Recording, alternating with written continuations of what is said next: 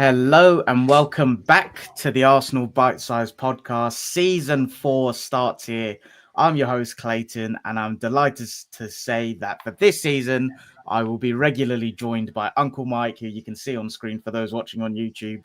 Format is going to tweak ever so slightly. So this week, we've got a season preview pod today. Thursday, we'll be doing a Man United preview, but as the season goes on, we'll probably be shifting to one pod a week. So moving away from the reviews previews, but as long as we can do that, we'll keep it going. But into the future, it will be one pod a week. But Uncle Mike, welcome back to the pod. Good to have you on board regularly.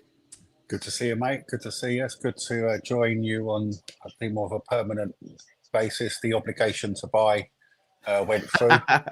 I don't know about the fee. I'm not giving up any money. I'm not giving up any money in my fucking fee, mate. So couldn't find another left winger, so I signed Madueke. Exactly.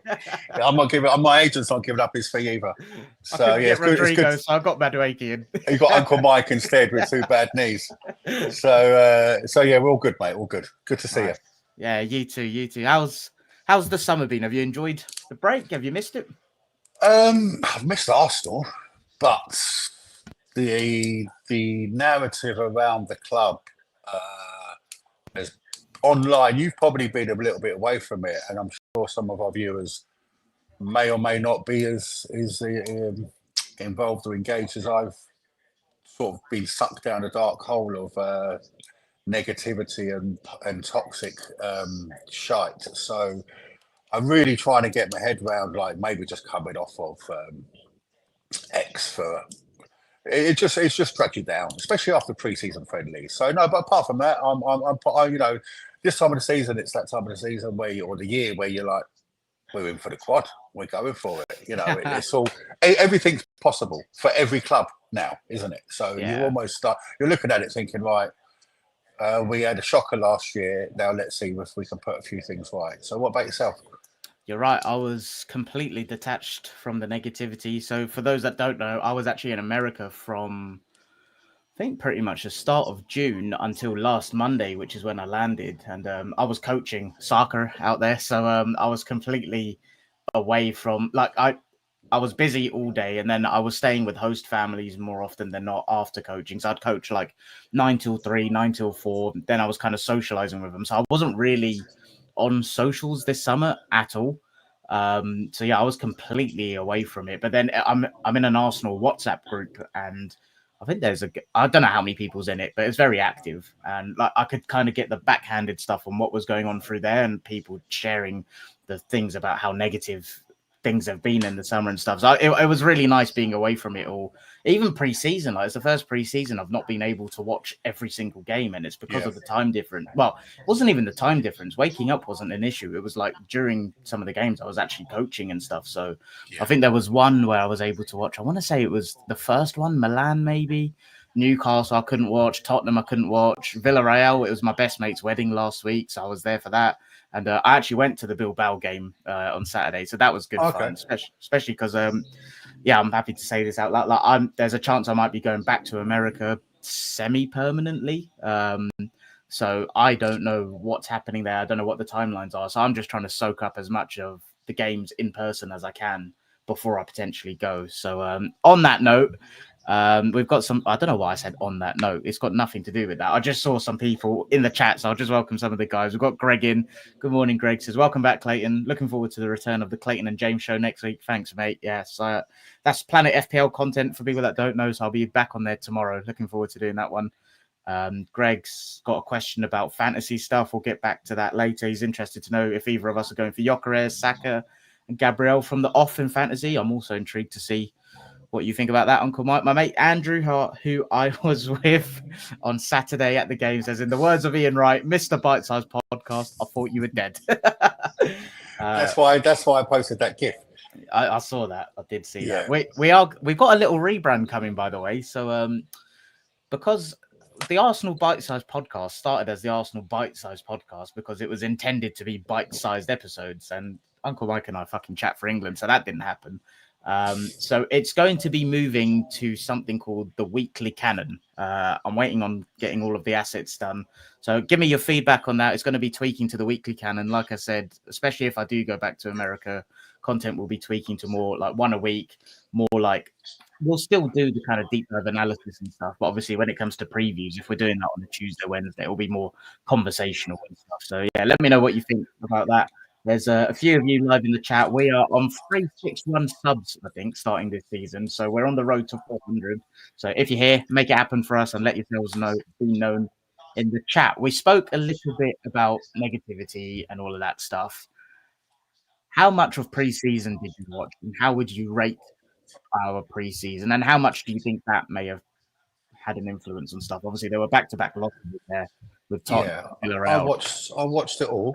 I done my bit for the Eze purchase fund and bought my pre-pass for £9.99 on Arsenal.com like a good boy. And I absolutely did not.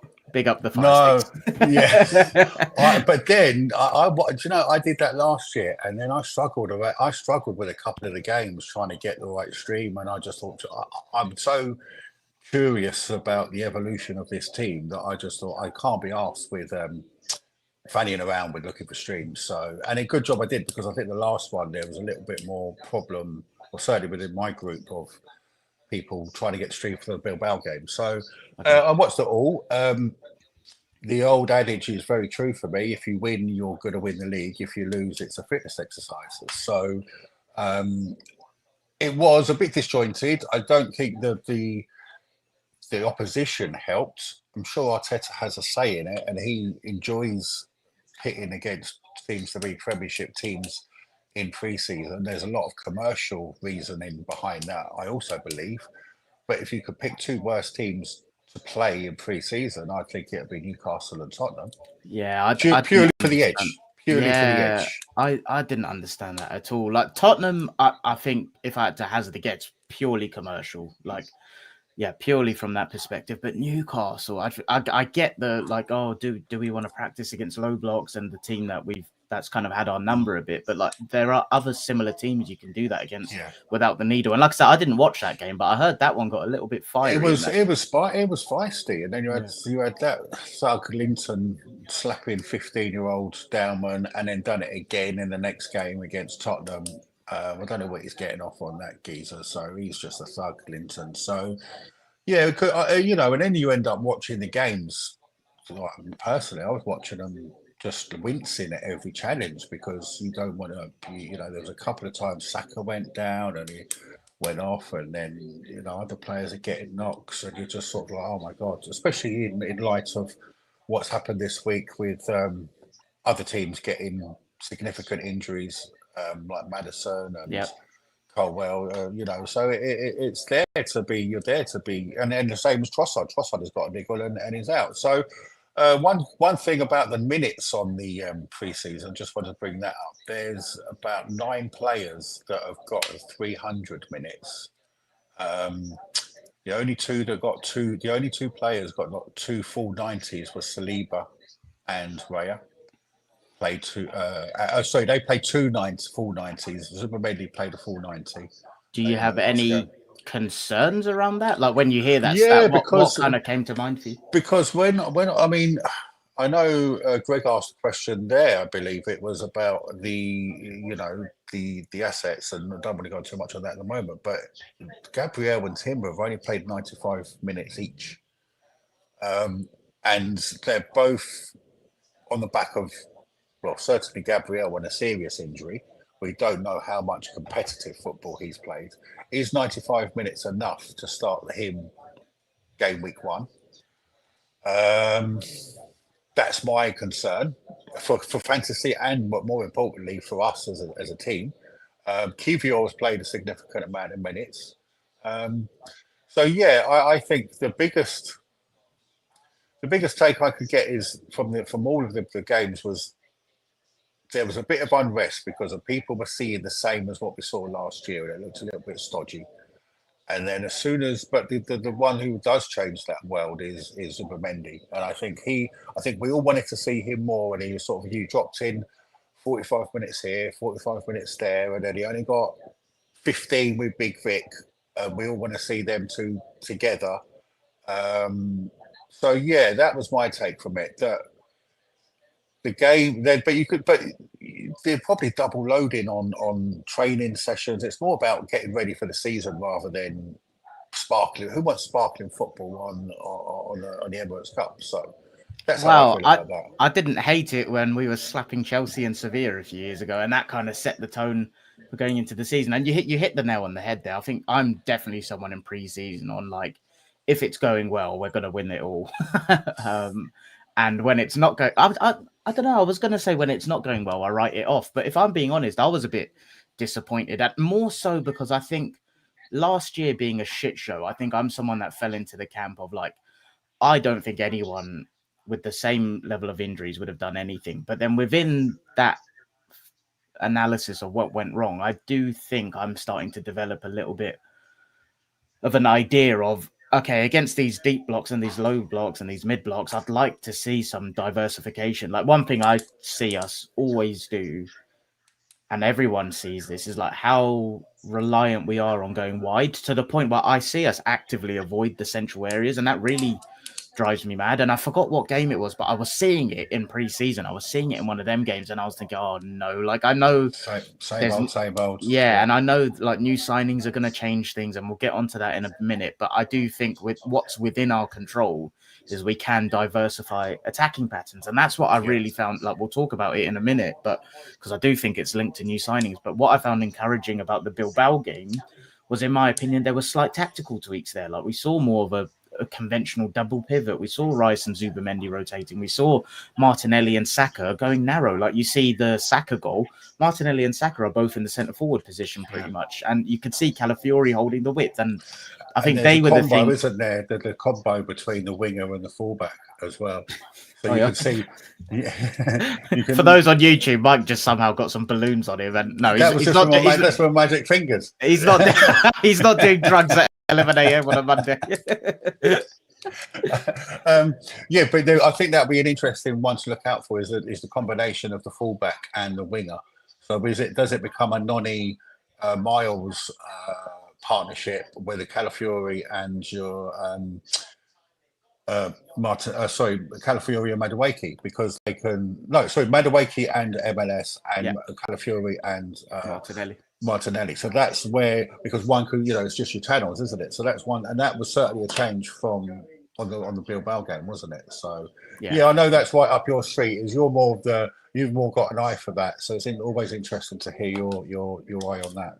Yeah, well, and I think that's the thing. Like, don't get me wrong. Like I said, after we lost to Tottenham, if I'm being honest, I couldn't give a shit. I can't remember what the team was, but I just remember looking at it and I thought, it's not that deep. But then the Villarreal game happened, and even though it was a rotated team, we didn't see our full 11. Like our midfield was Norgard, Marino, and one area. I think like you're never going to play together. You're never going to see them three together again. Yeah, never. But I was still caught up, without being in social media. I was still caught up in the like, it's 2 losses, and I remember how I felt when I watched us slap Chelsea, slap Sevilla. Yeah. It just puts you in a feel good. So I think the Bilbao game, while like they were shocking, and like my mate Andrew, who's in the chat, he's the one that brought this to my attention, because I wasn't really paying attention. I really wanted to watch the warm up on Saturday. I don't know why. I think we were there really early. Like I'm like, in my head that I may not be here for another 18 months. I really want to soak it all up. Arsenal didn't come out for ages. Bilbao didn't even come out until after Arsenal. And the game was at 5. I want to say it was 4:25 when the players came out, which I think is quite late. And like Bilbao's warm-up was hilarious. Like, they couldn't give a shit. Pub team, absolute pub team. They'd been on the Estrellas. And I think that's why, like, as much as I was encouraged by our performance, I do want to kind of remember what we were playing against, because they looked shocking. And they looked like I don't know, they were really far behind in terms of prep and everything. But within what's within our control, there were things that were impressive. But that was a lot longer on preseason than I wanted, because I really want to talk transfer windows. But one player we have to mention, who was the standout from preseason, is probably at school right now, Max Dowman. I mean, you and I spoke about him last season. I remember I went to I can't remember if it was the under 18s or under 21s. Arsenal played Man United at the Emirates, and I watched him for the first time live there. And I was like, what are we watching here? But what have we got on our hands here, Uncle? You got to be careful being an uncle. He's 15. I know, mate. I don't want my hard drive checking. Well, you're running out of things to say about this young lad, aren't you? Because and you're so cautious of piling too much on him. But he really is ready, isn't he? And he's causing. I mean, certainly to be involved in matchday squads. I believe he's gone on holiday, Centre Parks or whatever, with his mum and dad. Good lad. Before he goes back to school, so he won't be involved for the next few weeks anyway. And he's probably just a bit of downtime that he needs because it's all about growth spurts and managing the body at that time, isn't it? So I think I trust our team to do that. I want to see him in matchday squads because from what you can see, he's a game changer. He's a game breaker because and this is something we'll talk about later, is the team needs a bit of chaos, doesn't it? It needs that breakout, the uncoached, where we all believe that Arteta was a fantastic coach, but there's a very fine line. Some people say that we've got too much structure, he's got too much coaching, and that it doesn't allow any flair. But I think that's something that certainly that Dowman's doing, so, as well as Namwari, and to some extent, I'm hoping to see is Madueke, because I think he's a very chaotic player, doesn't know what he's doing. But going back to Dowman, he's just unbelievable. He's just and he's fearless, isn't he?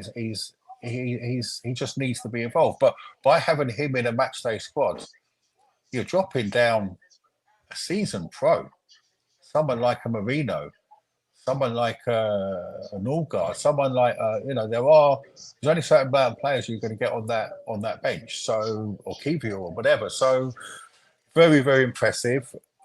I think we may well see him back when the League Cup comes, just to get involved in a few matchday squads, Champions League games away, that sort of thing. So yeah, he just, I mean, you must be buzzing from sort of seeing him a couple of years ago where he was then to be involved in the first team and the impact that he was making. Yeah, it wasn't a couple of years ago. I think it was around December 24 or January this year. I can't exactly remember when it was, but it was within the last 12 months or so. But I think the scary thing for me is it's not just Arsenal coaches and within Arsenal environments, people talking about Miss England as well. For his country, he's been playing a few years above his age and just and contributing with output regularly as well. So I think we'll see him this season. I think when Eri got his debut, Brentford away, didn't he? When he was 15, I think we'll see that with Dowman. I think he will get a Premier League debut this season. I think, like you said, we'll see him in the early stages, Carabao Cup, Champions League, depending what the draw is. If there's a dead rubber at home, I think we'll absolutely see him make an appearance. But I think first few games of the season, like you said, a senior player would have to drop out. So I think it will only be if there's I think it will be availability issues within the senior squad that forces him into the matchday squad initially. But Carabao Cup, I think they'll be earmarking to get him involved. But yeah, just really, really scary. And even I think this is one thing that's made me appreciate player development more, where this summer I was coaching myself, right? And I was quite lucky. I was within an elite environment, there were UEFA qualified coaches there. So I learned a lot from them. And the stuff they're looking out for, some of the kids I was coaching were 15, 16. And I kind of translated what I was learning from them into what I'm seeing with this guy. This guy's an absolute freak of nature. He's, really, really excited to see how he develops. But transfer window. So the ins, we've had Kepa. I think that was about 5 million, wasn't it, from Chelsea? Gyökeres, Madueke, Mosquera, Norgard, Zubamendi. In terms of the outs, this is according to the Arsenal website: Jorginho, Marquinhos, Thomas Partey, Nuno Tavares, Kieran Tierney, and then we released Tomiyasu. How would you rate the window so far? To this date, I would go on signings, I'd say 8 out of 10. With I still want more, like every Arsenal fan, we're always one more piece, two more pieces away. And I think we all know who we want. I think we all want Eze, don't we? So if we get Eze in and a couple of significant outgoings, to bolster up the coffers, like a Vieira, like Nelson, sell Nelson, Zinchenko maybe. Zinchenko. There's that sort of fringe players that we're talking about, Lekongas, that sort of get them out the door. Then I think it could be a 9 out of 10. So yeah, I'm really impressed with. I think what we've chosen to do this year is we've gone for the ability brothers, which is durability and availability. So I think that is what we're really pushing for. Arteta has seen the squad and looked at our single point of failures last year and thought, I'm not going to let that happen again. That I can't afford to. So the question you can boil it down to, which has been asked a lot: Would you spend the 150 million pound budget on Isaac alone? Which is probably what we would have needed to do. Newcastle are a stronger standard, right, blah blah blah.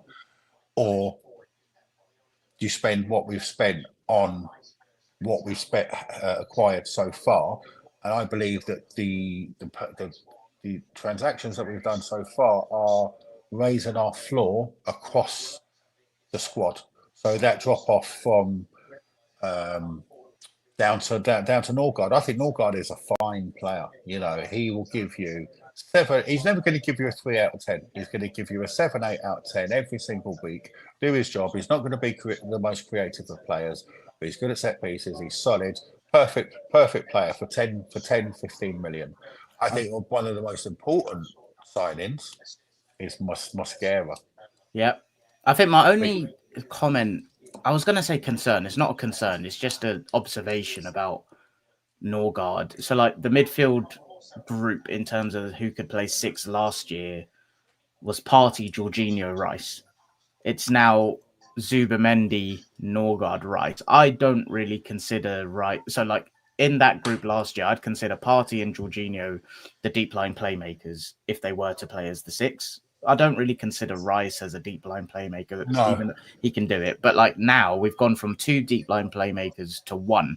So my concern with the structure of that as a 3, while I agree, I think Norgard is very smart and sensible for the price. It's if Zubimendi isn't out, the whole team changes now. Whereas I think last year, if Partey was unavailable, we were still able to play our football with Jorginho at the base, even though he lost his legs a bit. I think now we'd have to maybe pair. Okay, let's just say it is Norgard and Rice is still playing left. I think you really have to pair that with one of the fullbacks that comes inside, because even Lewis Skelly is comfortable. Well, I don't know, as comfortable as Lewis Skelly and Calafiori are coming inside, they're not really playmakers a la Zinchenko. So I'll be really intrigued to see what we do there, because when you have a Jorginho or a Partey at the base and a Zubimendi at the base, you don't have that need to have a fullback come in right next to them. Whereas I think when you've got a Rice or a Norgard or Rice or a Norgard, I think you do need to have like a more of a ball playing person next to him. So I'll be intrigued to see what we do there. And again, it's not a concern, just like an observation on how that group has tweaked. But yeah, I agree on Mosquera. I think that is what I love about the transfer windows. Like, we've got these list of requirements of what we want to do, what we need to do, and then an opportunity pops up like this, which, what was he, 15, 20 million euros? 12, 20 million euros. Yeah. What did he look like in the flesh on Saturday? I'll be honest, I didn't love his cameo because it looked a bit too chaotic for my liking. Like, I saw the front-footed defending, and I think people were lapping that up. I think if he defends like that in the Premier League, he's going to cause us some mistakes. He's got a bit of pace on him. He's got some pace on him, isn't he? Yes, but that was me being very, very nitpicky and stuff. Like, I can see what he will bring to the team, and I think, like, going back to a point you made earlier, Gabriel has only played so many minutes. I think Gabriel will start at Old Trafford, but then Leeds at home. Is it okay? We saw Mosquera played left centre back when Gabriel went off. Like, I think you're right. He's played right back, I think, against Villarreal. I think that's a really, really smart signing, and it just gives us the opportunity to really maximise and rotate the minutes and the freshness of that defensive. We need to sit Saliba down, don't we, for games, or certainly for end of games, because he can't continue to do 90s. So we really that's what I'm hoping, that for the likes of Leeds or that you can have Mosquera on or whatever, or certainly Champions League games. So yeah, I think that's a very good signing. What's your thoughts on Noni? I'm Not your initial and now. Have they changed? Initial, they have changed. Initial was, I'm not sure about that. I think again, just being completely honest with like how I felt about him before he wore the red and white. I think whenever I've seen him at Chelsea, I'm like, there's potentially a player there, but very erratic. And I've always found his attitude winds me up. Like, I don't know, there's something about the way he moans when he loses the ball and points the fingers at teammates and stuff. And I wasn't over the moon. And then I start digging. This is my problem with, I think, how I maybe consume football sometimes. I think I'm someone that will always try and find evidence to support the logic behind things, because then I was like, okay, he can play both sides. We know Arteta's very good with coaching wingers and wide forwards. If he plays off the left, like you said, if we've got a Miles Lewis Skelly who comes in, does that create space for him just 1v1, and he can go outside and can come in? So that's how I felt. I'll be honest, I still don't love it, and I think it's one where I'm gonna really get behind him. I know the stats and data guys are huge on him in terms of like the volume of shots he gets off. There was something else that was really impressive from the data side about him, which I can't remember. There was shot. There was touches in the box. There was dribbles. He's up there. He's up there in everything, in all of the metrics. So he's a very impressive stats player. But whether it's on the eye, but I'm exactly the same, mate. I've looked into the logic, same reaction. Then you sort of take the emotion out of it and start looking at why our recruitment team, and do we trust our board? Do we trust Arteta? I think what you can, and this is again goes to narrative and around the club is, and certain aspects of the fan base is why, the question is, why are we signing Madueke before Eze? That's the sort of, and that is, some fans are just adamant that, and I think at the time we'd signed Madueke, we hadn't signed a striker.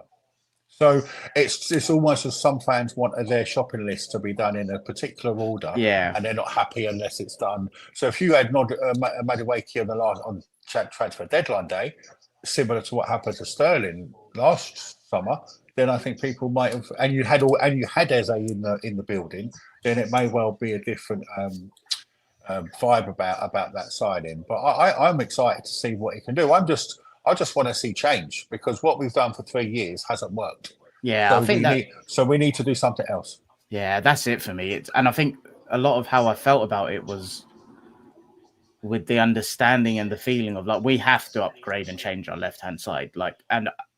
It looked better Saturday. It did, to be fair. But I still think like Athletic Bilbao didn't exactly park the bus. I'm still intrigued to see how we cope against other teams that just sit in. But I don't know. I get it. Like, he can play on both sides and stuff, I think. And I'm definitely going to support him. I think it's just one of them. I'm going to have to see something to make me fully convert into him. If we win the league, with him, right, we'll get a Noni. We'll both get a Noni tattoo. Oh, fuck that. I'm not going to get tattooed. An Arsenal one, maybe. We get matching Nonis. Oh, Jesus. But yeah, I think a lot of it is I really want to see someone top class elevate that left-hand side. And is he that? I'm not sure. But then, like you say, the order in which things happen sometimes dictate how you feel. And if we end the window and, I don't know, one of Trossard or Martinelli's gone, we've got a top-class left winger, and Madueke is basically Trossard's place in the squad, or what Sterling was, then I'm like, oh, okay, as a group, that's pretty strong. I think it all depends on what his usage is, what his importance is, and where he stands in the hierarchy, which will make me feel how I feel about him. Kepa, no need for more than 30 seconds, in my opinion. I think that's very smart, in my opinion. We needed a keeper. What was it? 5 mil release clause. Bosh. I think that's very smart. Gyökeres, I think, really, really impressed with what I saw on Saturday. Very excited. His goals record speaks for himself. I don't want to go too much into him because I think we'll be speaking a lot about him, and I want to keep this transfer section tight just because then I want to go on to the big stuff and see where we're all at in terms of the season and predictions and stuff. But one player I do want to spend a few minutes on, Zubimendi. You said in a tweet, he will change our world. What do you mean by that? He's just gonna. I think he's just gonna give us so much that we haven't had previously. Like he's a very, very intelligent player, and with Big Vic signing, I think that's going to be the combination of the season. Is them because I think he's just such an intelligent player that he just knows where to be, where to drop. Nothing flash, nothing fancy, just pockets of space. I can go here, I can go there. Set the tone, set the pace, see the balls, cross field, does it all, left foot, right foot. And I think the more I'm impressed after 2 games. I think he played 100. I think he's played about 200 minutes, 250 minutes. And I think you give Arteta him weeks and weeks and weeks on the training field with those players and get those players to now make runs. And that's the most important thing. And it is certainly centrally make runs. And if you make the run, he's gonna find you. So I'm so excited. I'm so excited to see what he can do for this team. I just like the variety in his passing. Like he's able to just do the 2 yard, 3 yard, like slow it down when you need it. Yeah, he's very aggressive and punches it when he needs to, and he just plays through the lines. And like you said, I think that linked with Gyökeres, I think that the runs Gyökeres makes as well is just going to help us stretch defenses anyway, in my opinion, and create space for others. But yeah, I think Zubimendi. I said this when we signed him. I thought he would be our signing of the summer, just because I think he alone will elevate what we do against deep blocks and his ability to control the tempo. One thing that did surprise me was, we saw Rice and him a bit more conservative, like double pivot, and I think that allowed the space for Calafiori. Odegaard had more space to operate within. Martinelli went inside. We'll see. Like, do you think that's something that we may work on tactically going forward, or that sort of option, or it's going to be interesting, isn't it? It's going to be interesting. Especially as we'll talk about it on Thursday when we do our Man United preview, but you look at them and they play a back 3, back 5, 2 in midfield. I think that's something that could absolutely catch them out. But what a signing. He has the potential to be. And as Marsh says in the chat, he definitely fits into one of those. He just knows ball types of players. If someone rates Zubimendi, then they know what they're talking about. And I think sorry, mate. I just want to say one. Just sorry to interrupt you. That's right. I'm so tempted. I don't know if I'm mad because a quick FPL talk.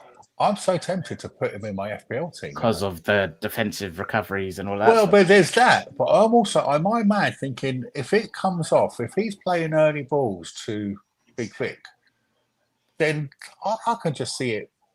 Getting bonus points, getting whatever. Turns out Uncle Mike was in fact doing balloons. I haven't seen anyone else talk about him. I'm thinking there's a fucking reason for that. That's why I think I need to calm down, because I'm convinced myself he's going to be amazing for FPL, but.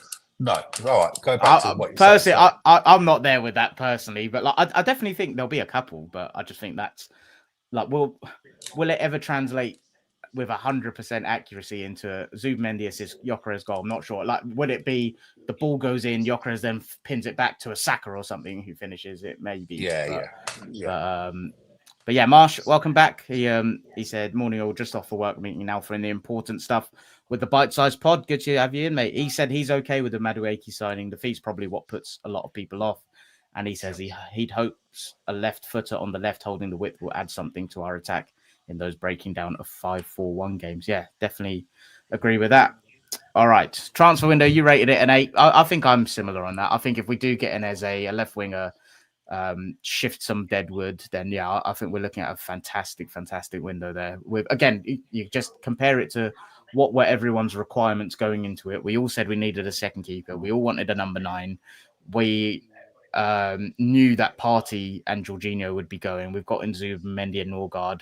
Mascara, I think there was a lot of talk of us getting a defender. I don't think we would have got one with such high ability and versatility for such a cheap price. And Madueke, I think the jury is out, but you can kind of see the logic. And as long as he's not coming in to be the star man. I think we can all get behind that. So if we do get that left winger, because my thing is, I just don't think we can do another season of relying on Martinelli and Trossard every game. Not at all. So yeah, we'll see what happens there. But on to the most exciting bit now. This is the bit everyone wants when we're talking about season previews. So we're 35 minutes in.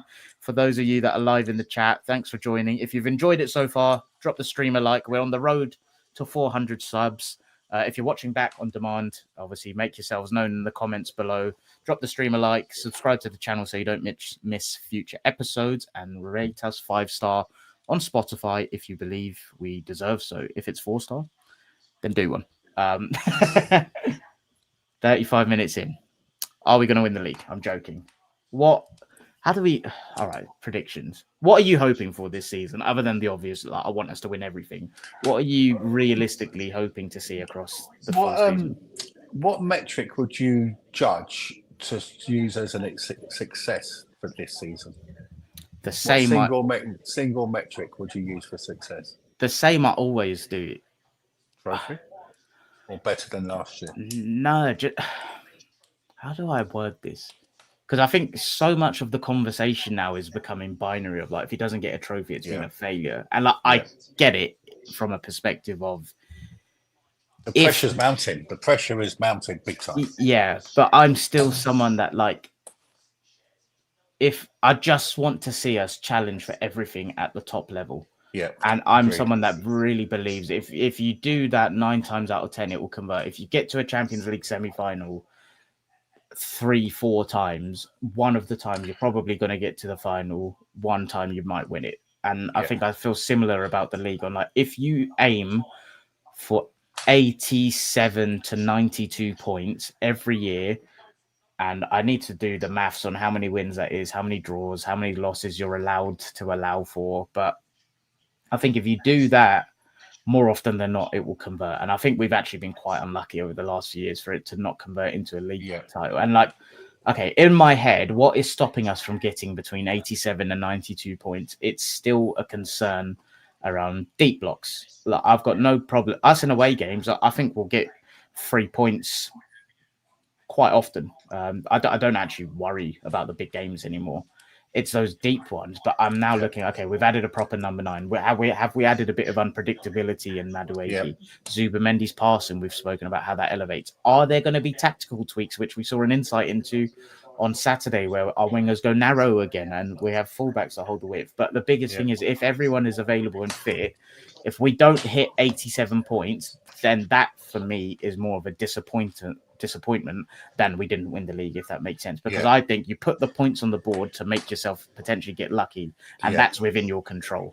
I think the kind of winning the league is like a very outcome orientated goal, which we all want, but like, what are the things within our control? And I believe if we don't hit 87 to 92 points, I think they're not, and everyone's available, we have like a normal season of injury luck, then I think that's more of a coaching letdown, in my opinion. Yeah, I agreed. I think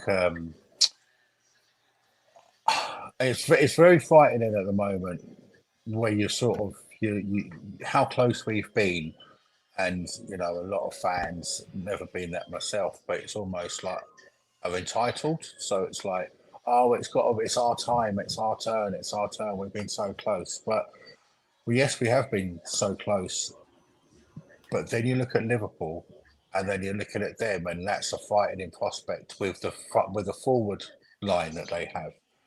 And I think that's where it is leaving a bit of a doubt in my head. I was more confident last year than this year. Me too. At this time. That's interesting. Me too. And I think but I also believe that last year kicked the stuffing out of us, emotionally, confidence-wise. And I think we saw things that we didn't like, and we always had context that we could associate with it as the certain circumstances at game state of why it played out like that. And as you said, if we can keep the players fit, and Arteta can actually rotate properly this season and not run players into the ground, which he really hasn't got any excuse if they're all fit, that's one thing I do think he needs to do better this season. Is like Slot did last year. But it's a lot better with Slot last year when you've got his bench depth, and I think we may have some bench depth that's competing with, which is what a big team actually needs to have now. Because you go back to that, we keep going back to it. That PSG away or those two legs, that bench was embarrassing for a club the size of Arsenal. We know why, but we just didn't have any options to change games this week, did we? So I just want to turn those 14 draws into a few more wins, and I think we could be right up there. I'm not going to put my head on the chopping block and say we're going to win the league, but I think we'll be very, very close. It's between the three of us again, and we've all got our own issues. Who's the third? Man City. City, but I'm not on board with them at all. Really, I'll put my neck out there. Yeah. So who do you think's third then? Chelsea? I think it'll be a 2-horse race this year. No, but do you think as in top four? Who's Oh, sorry. I think City and Chelsea will get top four. Right. You don't think City are going to challenge? No. And the reason why is, like, in my opinion, their biggest problems last year weren't offensively; it was defensively. Yeah. And I know Rodri's coming back, but Nori's not going to fix that. They still got Nunes at right back. Kusanov, Stone, like their defense is outside of top six quality, in my opinion. Yeah. And I don't think gone as well, isn't it, from that defense? The aura has gone from that defense. Everyone scores against City now.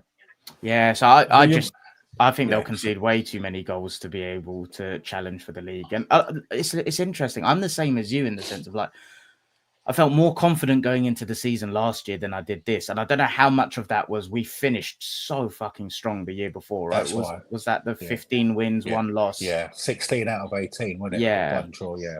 But I am a bit like, if we have a fully available squad, we saw that run we went on. Like, I don't see why we can't do that with a Zubimendi at the base with Rice, like an actual number 9 with Havertz supplementing and rotating accordingly. And I don't know, we started that season quite slowly, in my opinion. I am a bit like, we've got tough fixtures to start the season, but if we come out of them strong, I don't see why we can't go on a little run. But I've been caught up in this hype around Liverpool, where, like, the attacking group is just phenomenal and it's so strong. But then I watched them in periods and I'm like, there are vulnerabilities there. And I look at Frimpong and Kirkes, and I think in a back four, like, can they get isolated if they get one injury to a Van Dijk? I don't know. Like, their firepower, I'm not disputing at all.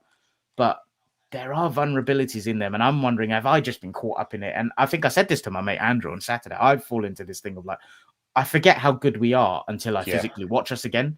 But I didn't have that feeling so much towards the back end of last season. So if we get a reminder of that at Old Trafford, go there, win, play well, then have Leeds at home, hopefully put on a show. So, like, I just want us to start the season so strongly that momentum carries us through and we're not chasing and we're not having to catch people up. I just want us, like the World Cup year, start strong and know that you put yourself in a position where you're defending the lead then. And I think we can do that. I agree. I think, because the worst thing you can do is give this Liverpool side a head start, because that's how they win the league, isn't it? They put their foot to the pedal and they go for it, and then suddenly, a bit like that World Cup year, but they maintained it and we didn't, where they were sort of got 6 points ahead, 8 points ahead, and then they just carried on. And had built up such a lead that in the end of the back end of the season, they were never really pushed last season, were they? So they were slipping up, and we weren't in a position to get anywhere near close. So I agree. It's all about the start, tough start. I'm a little bit of a conspiracy theorist, so on the fixtures. Yeah, man. Yeah, we'll talk about it on Thursday, but I believe they're going for either Arteta or Amorim as from day one. For the media will be after, because one of them's going to be under pressure. So, but yeah, I think if we can get 10, don't lose in those first 6. So the first 6, as a reminder: Man United away, Leeds at home, Liverpool away, then it's international break, Forest at home, City at home, Newcastle away. Don't lose. Maybe a draw, but don't lose. And I think we could be onto a flyer. But again, if you lose, the worst thing that we could happen is to lose on Sunday. Yeah, it shouldn't do, but the first game is going to set the tone massively. And you only have to look at the outpour from the Villarreal game versus the Bilbao game. First game, Old Trafford, Man United away. I think that will set the tone internally for our fan base massively. Yeah. But yeah, I'm looking forward to previewing that one with you on Thursday. That will be, I think we said around 2 p.m. UK time. Cool. Yeah. Marsh is right. Easy 18 points there, he reckons. But yeah, it's going to be a tough start to the season. But it's funny, like if you asked me an hour ago, you asked me a day ago, 2 days ago, a week ago, I would have always predicted Liverpool to win the league. But I think I'm talking myself into Arsenal. But the predictions, the models, they are out there to win the league. Certainly on Canon stats, Scott Willis is always keeping an eye on his stuff. It's always good stuff. He's got Liverpool winning it with 78 points. what? And us, yeah. 78? No, sorry. 88?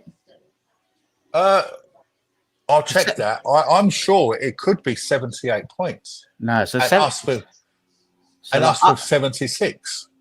No, that would be maybe I can't be wrong. It's got to be wrong. But Liverpool have got their favourites, us second, and then City third, Chelsea fourth, and Spurs 10th, which would be lovely. I think they'll be all right under Frank, to be fair. I think they'll be a bit more difficult to play against for sure.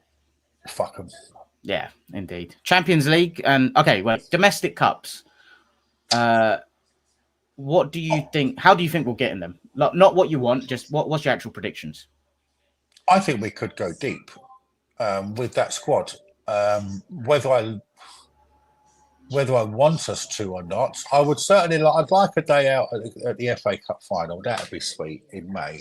The league, but then saying that, the League Cup, it's a ball ache because of the way it falls and when it is and around with the Champions League fixtures and all that stuff. But that really would be a nice way to get that off your back in February, wouldn't it? To win that trophy then. I think I'd rather I don't think we go all out for it, but with that squad potentially with the likes of Norgard and your Maxes and your Ethans and a couple of the others, it's all in the draw with us, isn't it? We always seem to get like Liverpool at home in the FA Cup third round, United at home third round FA Cup. Wear that white kit and then we get knocked out. So I definitely want to see us do better. I think if I had to, I would prefer to win the FA Cup out of the two. Yes. But in terms of what I think would be easier for the season, I think the Carabao, the final being in February, I think, or March. But I don't think it changes the narrative on Arteta if he's had a successful season if we win the League Cup or the FA Cup. Me either. But what I was going to ask, but I would still want to win it. But I don't think it will change. I don't think it will get. There is. I know me and you. We're both pretty feel the same way about Arteta. We have done from day one, and there is a totally different camp from us. And I don't like to put it into camps, but that's what it seems to be going that way again with our fan base. Who, no matter what, he's got to go, and a League Cup or an FA Cup will not change that. Yeah, to me it's wild. Like if we do get 76 points but win a Carabao Cup, for some people that would be success, and I'm like, nah, that to me screams we've regressed as a football club. So yeah, I would really like to win one. I do think we do need to win a trophy just because we are there to compete at the top level and win trophies end of the day.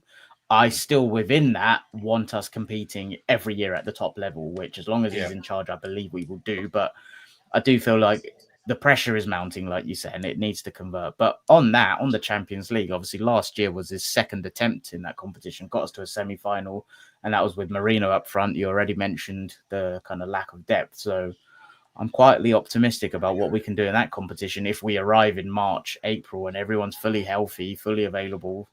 That all depends on how you arrive at the time, in my opinion. Yeah, get the hotel booked for Budapest, mate. Ha, I hope so. But go on then. We'll put our necks out there. If you had to predict who is going to win the league, your mic cut out ever so slightly. Liverpool. I'm going for it. I'm going You're Arsenal. going for it. I'm going You're Arsenal. going for the quad. Well, we'll see. Champions League. Who do you think will win it? Barcelona. Ooh. Barcelona Arsenal final. See, I don't think we're going to win the Champions League, but that's only because I've said we're going to win the league, and I'm like, we're not going to win both, surely. No. Oh. but then I look around and I'm like, because I love this time of season, man, because we're just thinking, yeah, we're having a double. I know, yeah. But then I look around Europe and I'm like, okay, PSG, but then other than Real Madrid, did teams ever win it back to back? Do you know what? I'll go Liverpool actually, Champions League. Ooh, good shout, actually. Yeah. Good shout. Yeah. FA Cup. This is always quite hard to answer these ones, the FA and Carabao. Yeah. United. Ugh. Unfortunately. Nothing to play for. They're not going to win the league. True. They will get it. They will get it together. Well, they're not in Europe, right? They're not in Europe. One game. That's a really nice shout. I like that. I was going to copy you, but just to be different, I'll say Chelsea. Yeah, good shout. And then Carabao. Us. Yeah, same. I think we will win one of the domestics. Yeah, so do I. One of the domestic cups out of the FA or the Carabao. And I could see, I'll stick with that. I think we'll go long in the FA Cup, but because we'll be involved in title run-ins and Champions League, I think we may well have that week that we always end up having in April, where we get knocked out in one of the competitions. Yeah, maybe. Oh, so there we have it. I've predicted us to win the league, and I wasn't. You're going for a league and a League Cup double, and I'm just gone for League Cup. Fuck me. Well, tomorrow on the Planet FPR, I know we're doing season predictions. Obviously, this is our safe space. This is just Arsenal on there. Got fans of all clubs, so I can't wait for that when I predict us to win the league. Because I definitely wasn't thinking that. I think if you had to ask me, like I said, I think I would have said Liverpool. But then as I'm talking it through, and I don't know if I'm heavily influenced by what I saw against Bilbao, which I shouldn't be. I think maybe it's hoping what we're capable of. Yes, it's what you say. Come back. We'll be back in 6 weeks again. We'll be doing this every week, and then we'll be at 6 week point. After that block of games, it'll be very interesting to see how we feel then. Because if we run to a flyer and it's all clicking, then the hotels, the upper street, here we come. You know what I mean? So I don't know. It's mad that we're doing this already, but like Liverpool's fixtures aren't a piece of piss either. Like, so Bournemouth at home, fair, but then Newcastle away, then us, Burnley away, okay, fair, Everton, but then Palace away. Like, I don't know. There's something about this Liverpool team where I feel like they will have the odd game where they get caught up and like concede a couple of silly goals. In my opinion. Only fear about them this season is what happens and it's the Champions Aura, where teams are done in the tunnel and they just give it up and they just roll over. They definitely have an aura about them. Yes, that's my only fear about them. So but I think if you give them a go, they are gettable. And I think what you almost want is is it Bournemouth away or Bournemouth at home? What, their game? Or Friday? Or the first game of the season. They're at home. If it was away, then it was long. The best thing you could and I very much doubt it's going to happen, but what would really set the cat amongst the pigeons would be a Bournemouth draw on Friday night to get a late goal or something, just to give you want a team in the early 6 games to get something out of Liverpool and get a draw, and it just encourages other teams to go, do you know what, we could give these a go. What you don't want, because they have got the capability of it, is to roll teams over.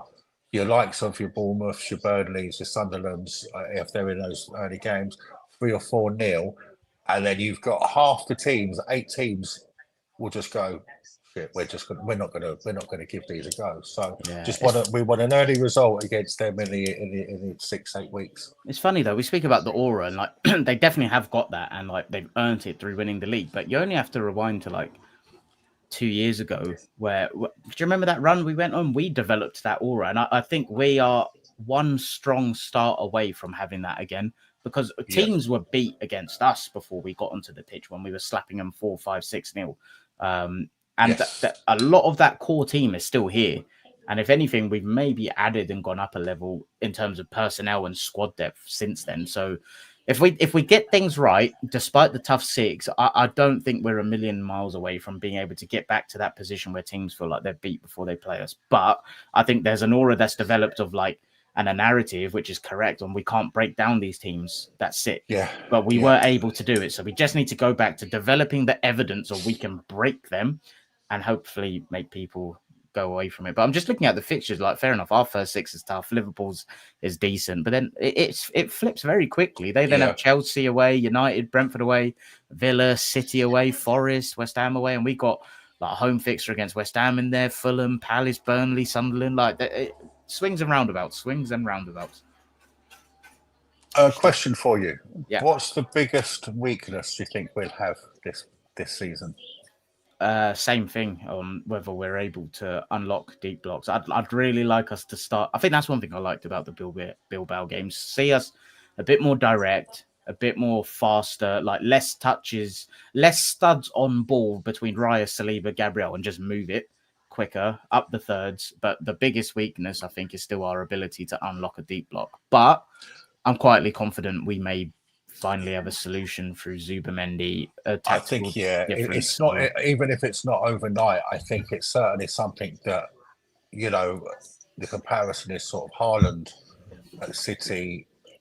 We haven't had a real proper striker for 3 or 4 years. And I think you can see that players have almost played without, they're not even looking for strikers. So it could well be in click, and then suddenly 2, 3, 4 months into the season, then it's all looking, oh wow, this is where we are. So yeah, let's hope so. Fingers crossed. But like I said, we'll be back on Thursday. It'll be around 2 p.m. UK time, unless anything changes. I'll tweet that out.